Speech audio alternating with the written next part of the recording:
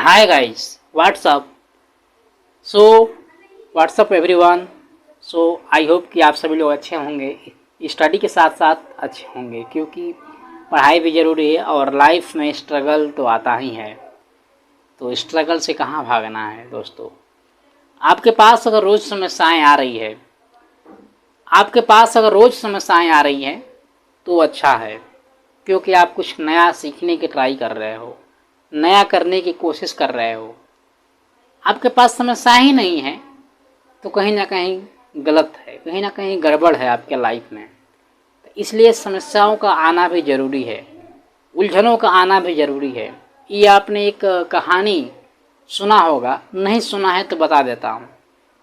एक बार एक किसान पूरी मेहनत करता है और मेहनत करने के बाद जब उसको बीज का रोपण करने के बाद उसको फल मिलने के होता है, तो उसको फल उतना नहीं मिल पाता है जितना वो एक्सेप्ट करता है, जितना वो चाहता है। ईश्वर से शिकायत करता है और ईश्वर से बोलता है कि ईश्वर, आपने तो सब कुछ ख़त्म कर दिया, जितना मुझे चाहिए था उतना नहीं दिया। इस बार मैं खेती करूँगा, लेकिन टाइमली हमको दे देना, आप जो मैं चाहूँगा वही करना। किसान खुश हो गया, ईश्वर से बात किया और ईश्वर बोले कि ठीक है, आप जैसा चाहोगे वैसा ही होगा आपके साथ। टाइम जितना डिग्री सेल्सियस उसको धूप चाहिए उतना डिग्री सेल्सियस उसने बताया और ईश्वर ने दिया, जितनी पानी चाहिए उतना दिया। कहीं कोई समस्या है उसको खेत में बाधित नहीं किया। जितना तेज धूप चाहिए, जितना तेज बारिश चाहिए, जितना तेज हवा चाहिए उतना ही तेज दिया। लेकिन बाद में जब फसल काटने गया वो, तो उसको फिर जीरो मिला, कुछ नहीं मिला, उसके खेत में कुछ उपजाऊ नहीं था।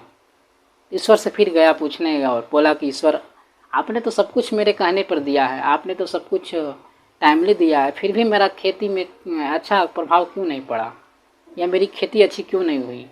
ईश्वर ने वहाँ जवाब दिया कि तुमने तो इस फसल को, जो फसल तुमने बोया था, इस फसल को कठिनाइयों का सामना ही नहीं कराया।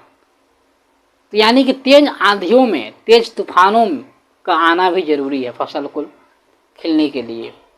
फसल खिलेगा नहीं तो तेज आंधिया से या तेज तूफान से लड़ेगा नहीं तो फसल में बीज नहीं आएगा। उसी तरह से आपके जीवन है, आपके जीवन में बहुत सारी बाधाएं नहीं आएंगी तो आप कैसे समझोगा उसका महत्व। तो महत्व कभी कभी टूटना और बिखरना, इसके मतलब नहीं होता है ख़त्म हो जाना है। टूटना और बिखरना भी कभी कभार शुरुआत हो सकती है किसी चीज़ का।